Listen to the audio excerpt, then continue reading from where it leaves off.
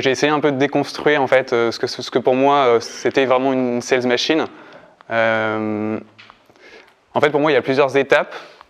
Donc en fait, la première, c'est vraiment l'extraction. Ensuite, en fait, pour moi, on enrichit une base de données, on la push dans la sales machine, même si en fait derrière la sales machine, c'est surtout des commerciaux. Chez Foodles, on est une quinzaine de commerciaux. Donc en fait, c'est moi qui vais m'occuper de leur onboarding, leur donner suffisamment de leads, et essayer vraiment d'automatiser un maximum les tâches pour qu'en fait ça se fasse très naturellement et que eux, en fait, ils aient très peu de chasse à faire, qu'ils soient vraiment, on va dire, concentrés sur leur discours commercial et qu'ils vraiment travaillent leur lead. Après, c'est super important d'avoir le bon pitch, d'aussi avoir le bon contenu pour essayer de nourrir ces leads. Et enfin, comme je vous disais, la clé aussi, c'est de bien mesurer et être capable de mesurer. Donc je vais passer à chaque fois sur ces différentes étapes dans le détail. Alors, à chaque fois en vous donnant un peu les outils que j'utilise au quotidien. J'aime bien aussi suivre les outils, les nouveaux outils qui sortent. Par exemple sur Product Hunt, je regarde régulièrement un peu les nouveaux outils pour vraiment être à l'affût, parce que c'est vrai qu'il y en a toujours des nouveaux pour vraiment choisir les meilleurs et les plus performants. Donc en fait sur l'extraction, donc là c'est vraiment, je ne sais pas si vous êtes familier avec ce schéma AAA, qui est assez connu dans le marketing et dans le gros hacking. Moi j'ai rajouté un A parce que j'aime bien le levier awareness, mais en fait donc moi vraiment je vais agir sur l'extraction, ça va être vraiment sur ces deux premiers piliers qui sont l'awareness de la marque, donc vraiment adopter le bon ton auprès de la bonne communauté, et après être dans l'acquisition de nouveaux clients, dans l'acquisition de nouveaux leads.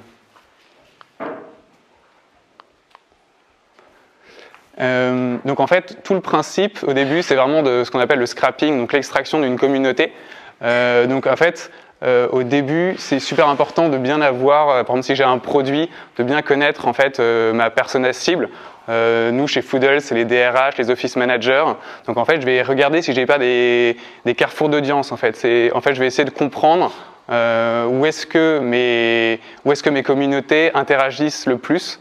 Par exemple, sur les office managers, je sais qu'il y a un Slack des office managers à Paris. Là, peut-être, je vais essayer justement de regarder comment je peux, avec une petite tactique, essayer justement d'avoir cette audience-là.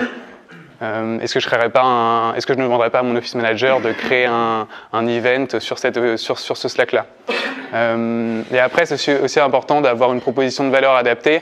Parce que nous, même en tant que customer, on est à peu près bombardé de 1000 messages publicitaires par jour. Donc c'est considérable, et c'est super important en fait d'avoir le bon ton, pour que en fait justement le client en fait s'arrête devant votre produit et trouve qu'il y a une vraie proposition de valeur ajoutée. Je sais pas si vous avez des questions, n'hésitez pas. Hein. Qu'est-ce que tu entends exactement par proposition de valeur ajoutée? Qu'est-ce que tu utilises dans Carrefour d'audience pour échanger avec tes personnes? Est-ce que c'est toi qui lead ça, ou est-ce que c'est un content marketing que tu vas faire? Non, mais en fait là, nous, on se pose régulièrement. Là, c'est plutôt avec la CMO et la responsable communication, et on va se dire, est-ce que en fait, on utilise le bon ton? Est-ce que par exemple nos landing pages sont bien? Est-ce que si on a des problèmes de conversion sur notre landing page, c'est pas dû au fait que notre proposition de valeur elle est mal perçue ou pas comprise par notre auditoire? Typiquement, en plus, nous, on vend quand même des cantines connectées. C'est pas un produit facile à vendre, donc c'est important que les gens ils comprennent bien qu'il y a un frigo connecté, qu'il y a la possibilité de commander en fait depuis son smartphone, et en plus qu'on ait une brique qui soit plus cafétéria avec le snacking, etc. Donc c'est des produits assez complexes. Donc c'est essayer de bien comprendre que, est-ce que ce que je propose est vraiment adapté à ma communauté, et surtout en fait moi j'ai rencontré beaucoup de startups où en fait leur proposition de valeur n'était pas forcément adaptée ou pas à la bonne persona, quoi. Donc c'est pour ça que c'est important de tester rapidement pour savoir est-ce que je m'adresse en fait quand j'ai un organigramme, est-ce que je m'adresse aux bonnes personnes cibles. Peut-être en fait c'est pas le directeur des achats, c'est le directeur des services généraux, peut-être que c'est pas c'est essayer de bien comprendre au niveau dans la boîte qui je cible, quoi. Tu parlais par exemple d'un Slack sur les office managers à Paris. Ouais. Toi t'es pas office manager, a priori t'as fait ta landing, t'arrives sur ce Slack, comment est-ce que tu fais pour être légitime à dropper ton lien et à ce qu'on te dise pas mais en fait tu fais juste pas partie de la communauté? C'est pour ça que j'ai demandé à mon office manager Sarah de faire ça. Parce que c'est important justement d'être dans une communauté aussi qui te parle, quoi. Arriver dans une communauté et juste faire de la pub, en fait, ça marche pas. Comment tu fais pour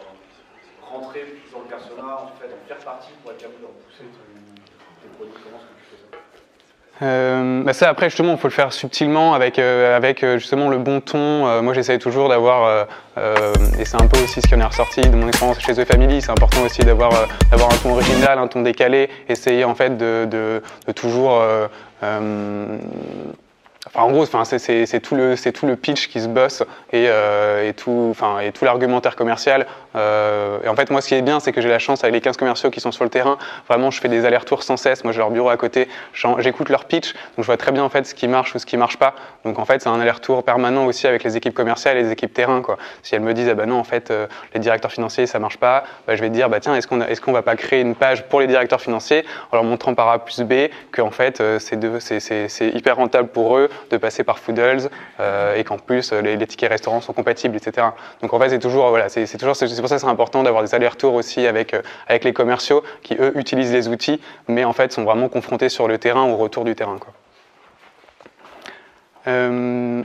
Donc typiquement sur le web, moi j'utilise deux outils. En fait ça c'est plus typiquement j'avais été invité aussi à un salon. Justement qui est aussi un événement, et le salon en fait avait partagé toute la liste de ses participants.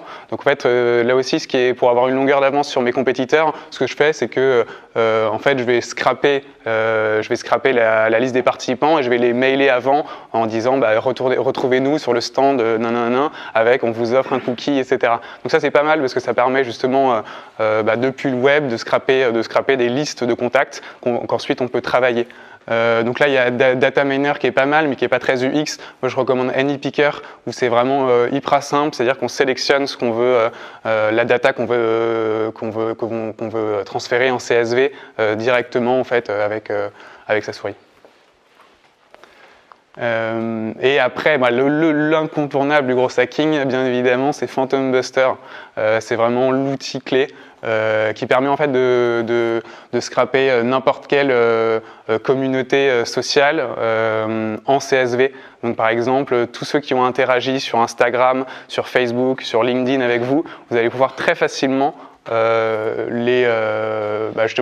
obtenir le fichier CSV. Il y a plein d'exemples. Ils appellent ça des fantômes. Ils en ont plein. Moi, le top 3 que j'utilise le plus souvent, il y en a un, c'est LinkedIn. En gros, c'est via LinkedIn Sales Navigator, où en fait, je peux faire un extract depuis une liste que j'ai choisie. Donc, je vais par exemple filtrer, si je veux, tous les DRH qui sont à Lyon. Je vais pouvoir en fait très rapidement avoir leur prénom, nom directement depuis LinkedIn. Donc ça, c'est hyper pratique. Et je peux aussi avoir, en fait, c'est vraiment toutes les communautés, donc je peux très bien avoir tous les gens qui ont clapé un article Medium, je vais pouvoir extraire cette liste-là. Tous les gens qui ont liké ou qui suivent un hashtag sur Instagram, je vais pouvoir avoir leur liste là, en quelques clics. Donc ça, c'est hyper utile. C'est vraiment la base. Quand je vous parlais des carrefours d'audience, en fait, je vais regarder si j'ai un produit B2C, alors je vais scraper du Facebook, plutôt du Instagram. Si j'ai un produit B2B, je vais scraper du LinkedIn. Donc ça, c'est un bon outil. Après, j'utilise aussi le LinkedIn Network. C'est un scrap qui permet en fait d'envoyer automatiquement des messages LinkedIn aux personnes. Donc ça, c'est intéressant. C'est-à-dire, je vais me prendre par exemple tous les office managers à Paris, et je vais pouvoir automatiquement leur envoyer un message bonjour, est-ce que vous connaissez Foodles?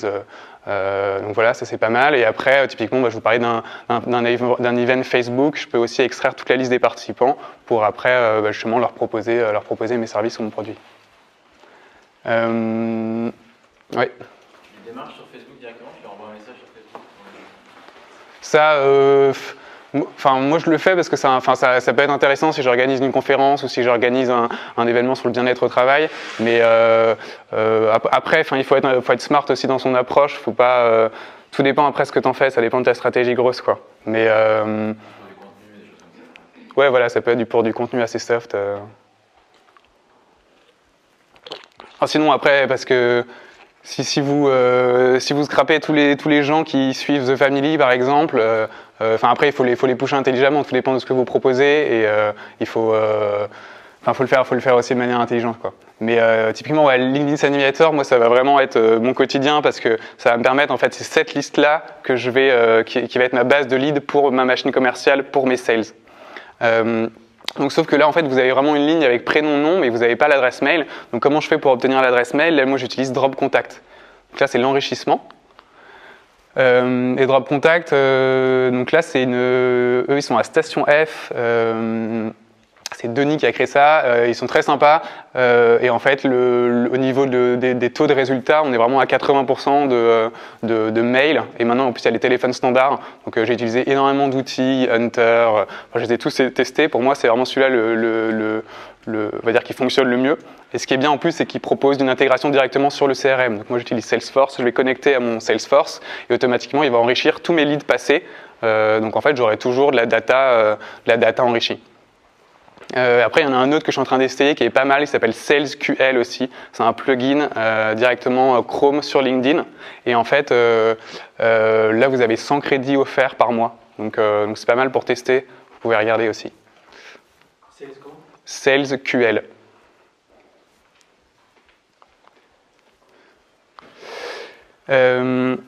Après ça c'est pour pousser un peu le truc, mais en fait nous on a recruté un data scientist, donc j'en profite, même s'il n'y a pas besoin de data scientist. Mais en fait ce qui est pas mal, c'est qu'après typiquement moi j'ai extrait mes 30 000 leads qui sont mes 30 000 DRH en France. Comment en fait je vais pouvoir intelligemment les mettre dans la sales machine et pas les pusher comme ça au hasard. Je peux aussi regrouper et je peux essayer en fait de scorer mes leads. Et en fait, il y a plein d'open data qui permet de le faire, et notamment justement sur datagouv.fr, il y a vraiment plein de data qui peuvent être intéressantes. Et là, par exemple, je vous partage un petit hack que j'ai fait. Typiquement, tous les établissements qui ont des terrasses, ils doivent être référencés sur datagouv. Donc dès que j'ai une terrasse, potentiellement, je suis un restaurant. Donc potentiellement, si je suis un restaurant, j'ai une offre de restauration, et donc en fait moi je vais pouvoir scorer tous mes leads, tous mes DRH en fonction des restaurants qu'il y a autour du siège social. Comme ça en fait mes commerciaux ils vont savoir déjà quand ils appellent leur call, est-ce qu'il y a une offre de restauration autour ou pas. Après ils peuvent s'en douter, par exemple s'ils appellent dans le centre de Paris, dans le 2e, c'est sûr qu'il y a beaucoup de restauration, mais il y a des lieux en fait, nous on sait pas trop s'il y a l'offre de restauration autour, donc moi je vais essayer de scorer mes leads en fonction. Donc voilà, ça c'est un exemple, mais c'est vrai que vous pouvez regarder sur datagouv, il y a plein de data en fait où vous pouvez essayer de recouper pour un peu affiner en fait votre scoring de lead. Donc en fait maintenant, et en fait je vous ai pas dit maintenant aussi sur Phantom Buster, quand vous faites un extract, vous avez un petit onglet Enrich Drop Contact. Donc en fait directement depuis Phantom Buster, vous pouvez enrichir votre fichier CSV. Donc en gros sur Phantom Buster, vous aurez directement vos adresses mail parce qu'ils ont fait une API avec Drop Contact. Donc après sur le push dans la sales machine, donc les trois prérequis, c'est important en fait de mixer les canaux, de faire de cross-canal, parce qu'en fait si vous faites que du mail, que du téléphone, ça va pas fonctionner. Il vaut mieux, moi j'essaye vraiment, en fait tout est aussi une question de timing, et essayer vraiment de pusher sur plusieurs canaux. Donc c'est hyper important de faire du cross-canal, et aussi de bien comprendre en fait où est-ce que vous voulez arriver, donc essayez de travailler votre canal de conversion, c'est quoi votre but, vos leads en fait, à quel moment vous estimez que justement là il y a le moment waouh, là vous allez pouvoir convertir. Typiquement nous c'est les déjeuners, en fait on fait tout pour obtenir un déjeuner test avec nos clients. Donc en fait toutes mes campagnes de marketing elles vont tourner sur est-ce que vous voulez venir déjeuner chez Foodle, est-ce que vous voulez venir déjeuner dans un showroom, venez tester notre solution, parce que je sais que c'est là où en fait quand on badge devant le frigo connecté, qu'on ouvre et qu'ils vont tester, c'est là où voilà, ça va être intéressant. Parce que nous c'est le cœur du produit en tout cas. Donc voilà, ça c'est hyper important. À votre avis, c'est quoi le top 5 des canaux B2B pour du push sales? LinkedIn, ouais. Mail aussi. Téléphone. Porte à porte, c'est chaud. Ouais, event, offline, ça marche bien aussi. C'est presque. Et après, il y a aussi. Après, là aussi, tout dépend de votre audience. Il peut y avoir justement parfois, le courrier va très bien marcher et tout, mais en fait, là, de manière générale, ce serait plus du Google Ads aussi. Google Ads, LinkedIn Ads, c'est ce qui marche le mieux. Donc ça, c'est vraiment séparé. Donc il y a vraiment le cold call, le cold mail, LinkedIn Sales Navigator, donc l'envoi de mail LinkedIn, LinkedIn Ads, Google Ads, et aussi les events, l'offline, l'affichage, ça peut très bien marcher, l'affichage RATP, même si c'est du B2B2C, ça fonctionne, il y a un gros impact. On avait fait une campagne métro privatiseur, on avait vu les ventes exploser.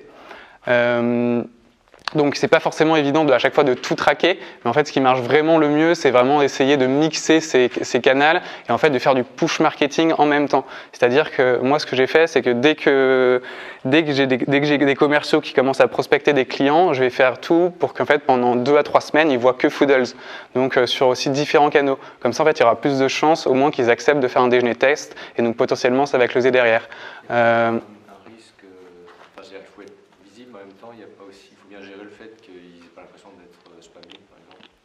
Oui, voilà. Enfin, ça, en fait, c'est à force de test et il faut que ce soit, faut le faire de manière soft. Après, il faut pas non plus. C'est bien des. Effectivement, s'il y a eu un essai de contact, peut-être le lendemain ou le surlendemain, un deuxième. Voilà, j'essaie toujours en fait mail jour 1, après au jour 3 on appelle, après on relance. Enfin, c'est pour ça c'est au moins sur 3 semaines, voire sur 1 mois. Et voilà, c'est à peu près tous les 2-3 jours. Ça sert à rien de. Exactement. En fait, c'est même de l'inconscient. C'est le fait d'être pushé sur Facebook, sur LinkedIn, sur Google. En fait, ça va jouer en termes de conversion. Excuse-moi, ce que tu es en train de dire, c'est que ce soit court et intense plutôt que diffus. Enfin, après 3 semaines, c'est pas non plus, enfin, en gros, c'est pas court, mais voilà, c'est ça. Non, vaut mieux que ce soit 3 semaines, 1 mois. Après, tout dépend de ton cycle de vente. Voilà, en fait, c'est mieux d'être focus et de se dire, voilà, pendant 3 semaines, je vais tester ce canal, on va voir si ça marche. Et si ça marche pas, au moins j'en essaye un autre. Mais c'est bien d'essayer, en fait, régulièrement, tous les 2-3 semaines, de changer de tactique. Ouais. Vous avez un cycle de vente Ouais, nous, c'est des produits assez complexes, c'est pas du SaaS, c'est pas du SaaS simple, on va dire. 6-9 mois Ouais, c'est plutôt 6 mois, ouais. C'est plutôt 6 mois.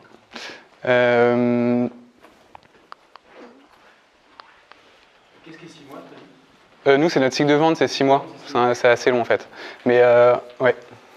Bon, je reviens juste en arrière sur la partie scoring. Ouais. Tu as donné l'exemple avec data.gouv. Ouais. Est-ce que tout ça, c'est intégré à ton Salesforce ? Et les commerciaux, ils voient un score qui évolue en fonction de plein de choses, ou c'est juste une opération très éphémère, une analyse très éphémère qui se prospect ? Ça, en fait, justement, je l'ai recoupé sur mon Excel, et après, je peux faire c'est facile de faire un scoring sur Salesforce. Là, je l'ai pas tout à fait, je l'ai pas fait ce scoring, mais je pourrais le faire. Moi, j'ai fait un autre scoring. J'ai fait un scoring en fonction de s'il a cliqué ou lu mes mails. C'est ce qui m'intéresse le plus. Je sais s'il a cliqué sur mes mails, là, il va avoir un score élevé et ce sera vraiment le moment de l'appeler pour les commerciaux. Okay. Et ça se fait directement dans Salesforce ? Ouais. Oui, parce que via Zapier, que je vais vous présenter tout à l'heure. Ah, okay. Oui, excuse-moi. Tu disais, je suis en contact avec les équipes sales pour du coup qu'on se coordonne. Ouais. Vous organisez comment? Dès qu'il contacte un client, il va te... Ah non, sinon ce serait l'angoisse. Non, en fait, on fait des points réguliers. En fait, ils me disent, tiens, Edouard, telle campagne, ça n'a pas marché. Tiens, Edouard, là justement, les prospects, ils trouvent qu'on est trop pushy sur le ton du mail. En fait, je vois très bien, en fait, et même, en fait, j'analyse ça très facilement, en fait, avec Salesforce. Je vois leur taux de conversion. Je regarde toujours leur taux de conversion et le nombre de leads que je dois injecter dans la machine. Mais ils n'appuient pas que sur toi. De quoi ? Ah non, parce qu'après, mais c'est juste que. Enfin, en gros, eux, ils traitent leur piste Salesforce et après, c'est aussi eux, c'est l'intelligence, c'est leur intelligence aussi, leur business intelligence de voir est-ce qu'ils doivent appeler, rappeler à quel moment, etc. Je vais pas non plus. Ils sont libres arbitre là-dessus, mais moi je leur facilite leur quotidien, c'est-à-dire qu'ils n'ont pas à chercher leur mail, pas à chercher leur téléphone, et ils savent que c'est déjà des leads ultra qualifiés. Donc c'est plutôt plaisant parce qu'il y a des boîtes où en fait le commercial il est lâché dans la nature, il doit se démerder pour aller chercher le bon contact, etc. C'est l'angoisse. Là au moins voilà, il a ses pistes Salesforce toutes les 2 semaines qui sont là et il les traite et au moins il se focus sur le discours commercial et sur la prise de rendez-vous parce que nous l'important en fait c'est de faire des déjeuners tests. Donc ils essaient de faire voilà au moins un déjeuner par jour et de faire des déjeuners tests.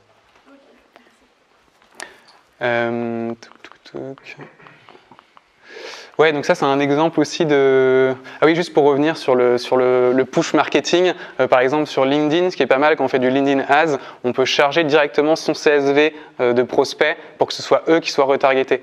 Donc typiquement, moi quand je fais mes LinkedIn Ads, ils peuvent faire du retargeting directement s'ils sont allés sur notre site web, et en plus je charge mon fichier CSV où j'ai tous mes leads, comme ça en fait je suis sûr que ce sont bien eux qui vont être retargetés sur le LinkedIn Ads. Même si LinkedIn Ads c'est assez cher, donc ce que je vous recommande c'est de tester d'abord Facebook par exemple, et après si une campagne marche bien sur Facebook, vous pouvez la dupliquer sur LinkedIn. Et pardon, je rentre dans le thème, mais comment tu identifies le mec qui vient sur ton site? Ça c'est, tu as plusieurs moyens de le faire, mais après LinkedIn le propose maintenant, directement. De faire du retargeting, tu mets ton site web et eux le font. C'est une option sur LinkedIn.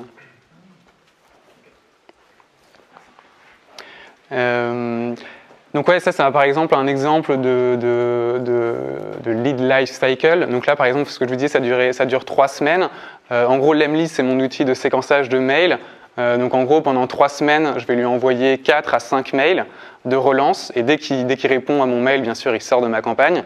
En parallèle, donc nous on utilise Ringover sur Aircall. Donc en gros là ça va être le commercial qui va lui faire mais c'est pas vraiment du cold call, c'est plus du hot call, parce qu'au moins la personne a déjà reçu un mail avant. En fait vous débarquez pas de nulle part, et là les taux de conversion ils explosent aussi, parce que c'est très important que la personne elle ait au moins justement le fait qu'elle ait déjà reçu un mail et qu'en plus elle ait reçu une invitation LinkedIn du commercial. En fait ça la met en confiance, vous débarquez pas de nulle part, vous avez déjà votre proposition de valeur, et c'est plus facile aussi pour passer les barrières, surtout que nous on vise vraiment un peu des managers, des C-level, donc c'est vrai qu'il y a toujours la barrière de la standardiste à passer, donc c'est pour ça que c'est plus facile de dire oui on est déjà en contact, et là déjà vous passez un premier step pour déployer votre discours commercial après. Donc après, donc là, il y a différentes stratégies, mais là ça dépend, il ne faut pas non plus être trop pushy. On peut envoyer aussi des SMS aux gens. Il y a une application qui s'appelle Twilio qui permet en fait d'envoyer en masse des messages vocaux et des SMS à vos prospects. Donc si vous réussissez à... Des numéros de portable, SalesQL le fait, Lusha aussi, mais c'est pas non plus hyper quali. Ça dépend. Le plus simple en fait, c'est que le commercial remplit directement sur Salesforce le 06 de la personne, et comme ça, ou même s'il fait par exemple un premier déjeuner test, au moins il a son 06, et après je peux lui envoyer un petit SMS en soft. Mais c'est vraiment à utiliser avec faut pas envoyer 10 000 SMS.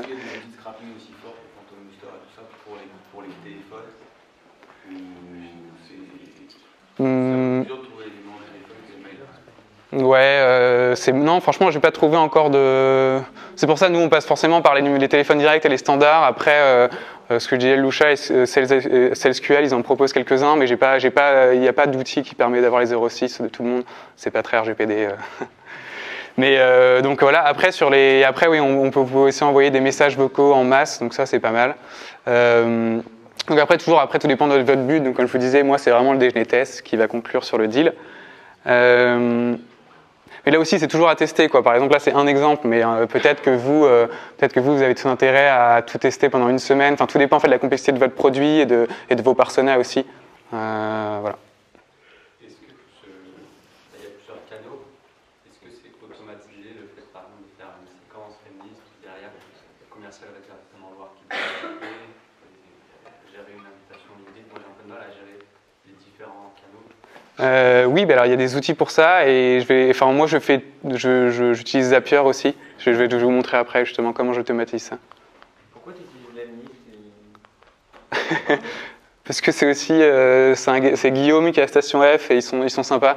Non, après non, parce qu'en fait moi ce que j'aime bien c'est le côté vraiment personnalisation des mails. Et ce que j'aime bien sur Lemlist, c'est que en fait vous pouvez prendre une photo, je peux me prendre avec un mug et mettre le prénom de mon lead, et là automatiquement en fait ça va générer une photo avec à chaque fois le first name qui va changer. Donc en gros c'est plus que Lemlist, en plus il y a un côté très UX. Les sales ils aiment bien utiliser Lemlist parce qu'il y a vraiment des petits bonhommes où en fait on voit vraiment les taux d'ouverture. Donc en gros pour moi c'est l'outil le plus UX, et en termes de conversion je suis plutôt bien.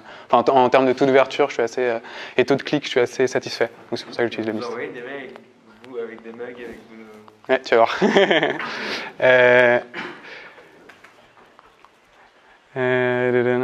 voir. Ouais, après justement sur le sales flow, donc en fait c'est hyper important que c'est pour ça que je m'occupe aussi de l'onboarding des sales et typiquement sur Zapier aussi. Enfin en gros, typiquement ce que j'ai fait moi pour le dispatch entre l'entrant et le sortant, moi dès qu'il y a une demande de devis sur Foodles.co, en fait l'équipe sales va recevoir un Slack directement et ils vont pouvoir se le dispatcher intelligemment entre eux.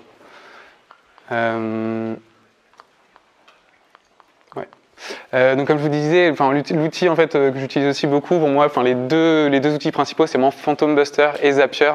Donc Zapier, ça permet de connecter n'importe quelle application avec, en gros ils ont des milliers d'applications et de connecter en fait deux applications entre elles.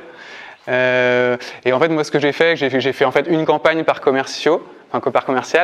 Et typiquement là ce que je vous disais tout à l'heure, en fait dès que j'ai un nouveau lead sur mon fichier CSV, alors automatiquement je vais rajouter Buddy2B, c'est un ami en devenir, donc ajouter un lead sur l'Emlist, donc il va recevoir un mail et après je vais créer un lead sur Salesforce.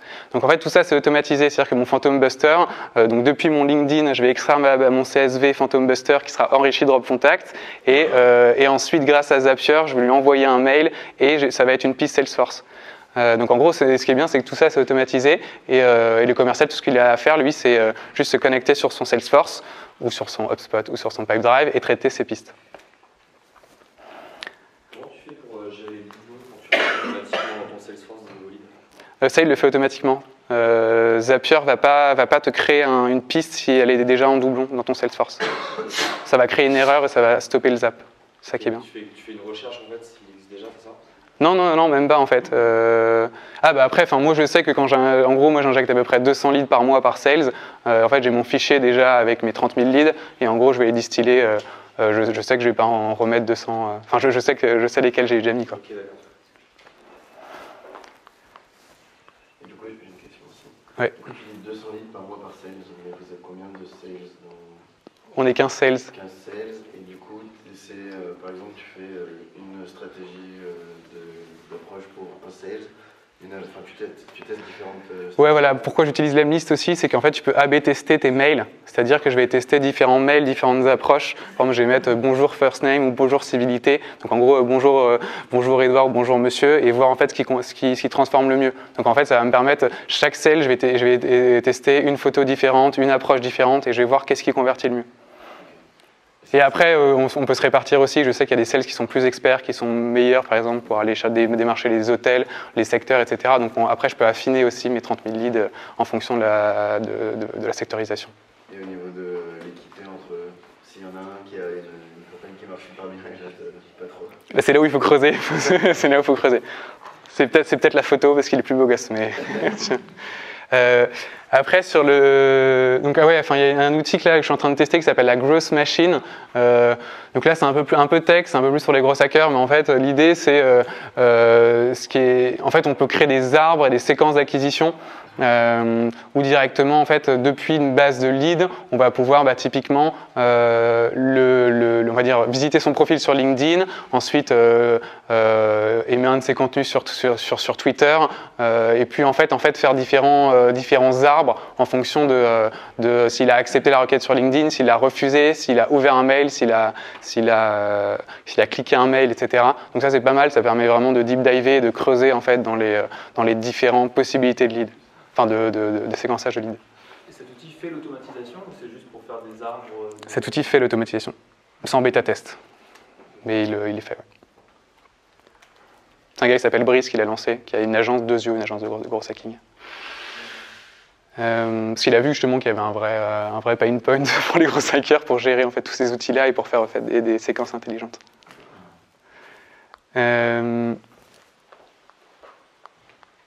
Tac. Alors le pitch, on est dedans, mais c'est important. Donc pour créer mes landing pages, moi j'utilise Google Optimize, ce qui me permet en fait de créer 2 landing pages différentes et de tester en fonction de mes campagnes. Typiquement, je vais relier mes campagnes Google Ads avec une landing page précise. Et voir en fait si en tapant tel mot-clé, si je les redirige vers telle page, est-ce que ça va mieux convertir. Donc ça c'est pas mal en fait, ça permet d'être assez agile et de tester différentes landing pages.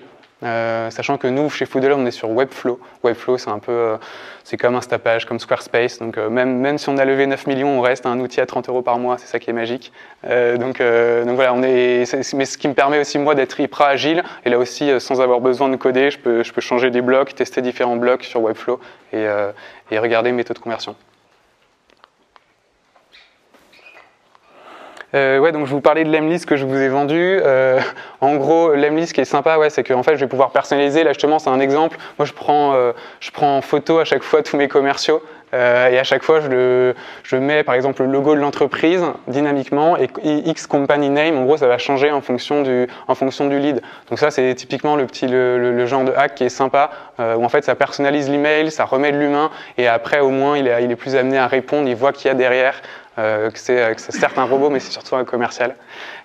Donc ça, voilà, c'est ça qui est sympa avec l'Emlist, c'est toujours de trouver le bon ton et essayer de. Après, bien sûr, vous pouvez mettre des gifs. Essayer vraiment de tout faire pour que la personne elle réponde. L'objectif c'est pas de la spammer, c'est juste de savoir est-ce que en fait votre proposition de valeur, est-ce que la solution que vous lui apportez est pertinente. Donc nous c'est juste savoir est-ce qu'elle a déjà une cantine, est-ce qu'elle sera intéressée, oui ou non. Et après on peut la recycler plus tard le lead, mais au moins on est fixé, on peut passer à d'autres leads. Ça fait office de signature dans le mail ou c'est juste Non, c'est intégré à l'email, tu peux intégrer des vidéos, tu peux intégrer plein de choses. Et après la signature. Moi, j'aime bien mettre un petit lien Calendly où tu peux prendre directement rendez-vous avec la personne dans la signature. Et dans tes campagnes, c'est la signature de chaque sales? Ouais. C'est ça qui est bien, c'est que chaque sales a sa campagne en fait. Donc c'est pour ça, c'est comme ça que je teste. En termes de délivrabilité, par rapport aux vidéos, aux images, il y a des best practices ou des impacts? En fait, ça dépend aussi des. Nous, on a à peu près, on a 15 à 20% de réponses. Donc à 20% de réponses, c'est vraiment pas mal. Et on a entre 60 et 80% de taux d'ouverture, quoi. En principe, c'est pas recommandé d'utiliser des images, des vidéos. Enfin, après, il y a des. Non, les vidéos, c'est pas recommandé. En fait, les vidéos, moi, je mets juste la capture d'écran et quand ils cliquent, c'est un lien YouTube vers un témoignage client. Mais en fait, non, les images, par contre, justement, l'Emlist les gère très bien, il n'y a pas de problème.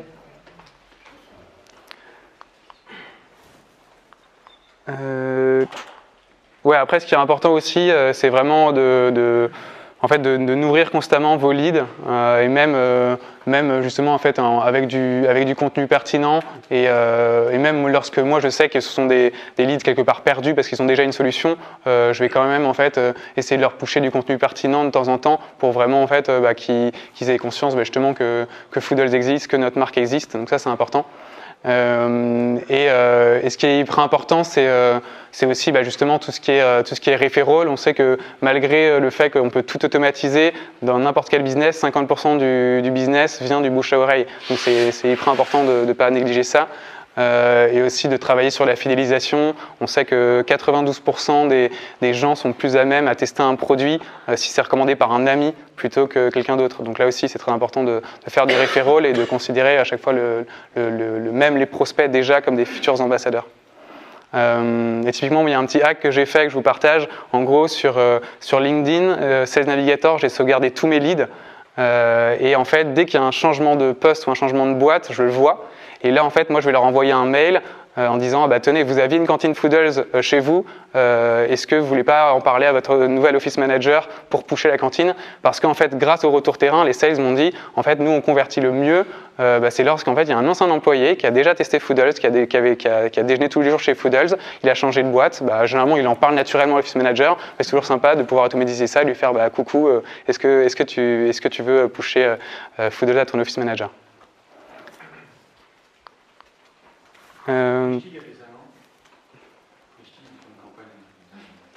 Après, eux, oui, Frischi, ils sont très code promo.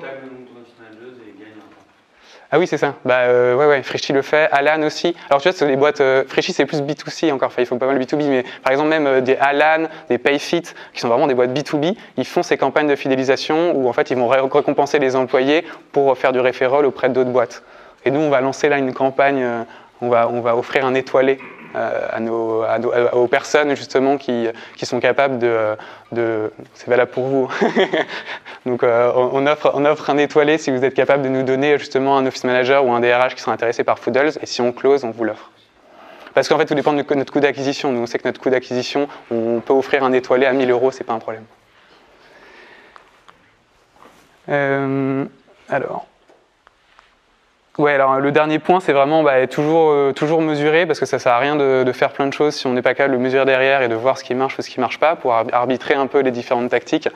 Donc, ce qui est important, moi, justement, quand je dis tactique grosse, c'est vraiment de tester un canal, une période et un budget, sachant que justement le gros hacking, le but c'est pas non plus d'avoir, c'est vraiment de faire beaucoup avec peu de moyens. Donc j'essaie toujours des petits budgets, et après en fait, si ça marche bien, là je vais pouvoir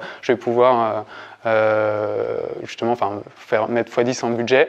Et c'est important aussi, c'est la vitesse d'expérimentation, vraiment essayer de faire plein de petites tactiques.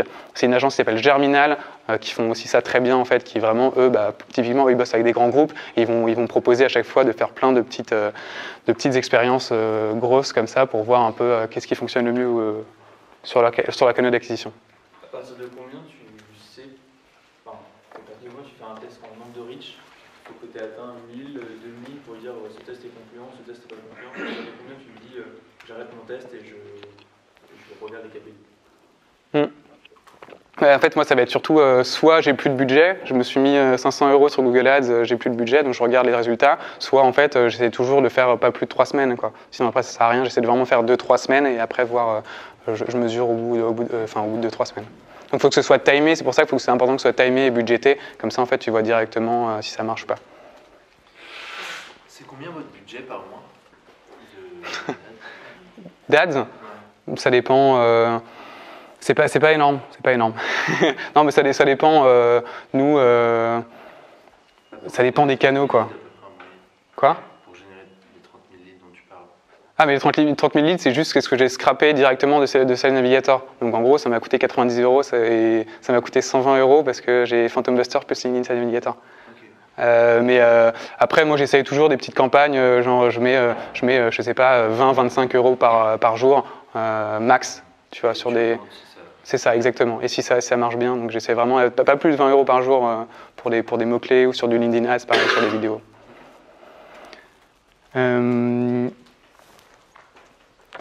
Voilà. Après, ouais, si vous voulez un peu creuser, c'est un peu de la magie, c'est un peu des outils marrants, mais je pense que dans le futur, ça va être intéressant. En intelligence artificielle, il y a un outil que j'aime beaucoup qui s'appelle Crystal Nose. Ça, c'est pour connaître, vous pouvez connaître la personnalité de vos prospects sur LinkedIn. En fait, c'est un petit plugin où en fonction de... Et l'algorithme est bluffant, quoi. C'est des gars au Texas qui ont un algorithme, je ne sais pas comment ils ont fait. C'est vérifié, vous avez des essais gratuits, c'est vérifié, moi à 100%, j'ai fait tester à toute ma famille, à tous mes collègues. Et c'est bluffant, ça marche vraiment bien. Et ça, c'est intéressant. Eux, ils vont carrément proposer un message personnalisé en fonction de la personnalité du profil. Donc typiquement, ça vous montre, je pense que là, on est vraiment aux prémices, mais je pense que plus tard, on va pouvoir vraiment un peu creuser ça et ça va être hyper intéressant. Mais... en fait, moi, de mon expérience, c'était assez bluffant. Ouais, voilà, il te met une personnalité en fonction des boîtes dans lesquelles tu étais, en fonction de la fréquence de changement de poste, etc. Et en fait, c'est assez bluffant. Je sais pas comment c'est monté. Non, là c'est plus, mais j'ai même pas payé cet outil-là, c'est juste en gros j'ai essayé mes crédits et honnêtement... Moi je reçois un mail, il me dit ouais, il paraît que t'es comme ci, comme ça. Non, mais parce que ça va assez loin quand même. C'est pas ça, en gros, il te dit... non, mais il te dit cette personne-là aime quelqu'un qui est factuel, etc. En fait, ça peut être bien. Pour moi, c'est limite un outil RH, quoi. Quand tu es un futur candidat, quand tu fais un entretien, c'est voilà, en fait, voilà, c'est tes points forts, ses points faibles, ou voilà comment faire. Après, il faut pas que ce soit basé là-dessus, tu vois. C'est comme la graphologie, genre enfin, il faut se méfier. Mais après, c'est sympa. C'est un outil à creuser. Et ça, je pense que dans le futur, ça va être assez intéressant. Parce que pour le coup, c'était vraiment vérifié de ce que j'en ai vu. Et après, ce qui est important aussi, c'est vous pouvez vraiment configurer votre CRM pour que déjà avec Zapier tout soit automatisé, mais aussi faire en sorte que justement que dans votre CRM, vous ayez tous vos outils déjà plugués. Donc nous, on a mis par exemple Ringover. Enfin, encore, je sais qu'il y a plein d'API qui peuvent un peu compléter et rendre votre CRM plus friendly pour les commerciaux.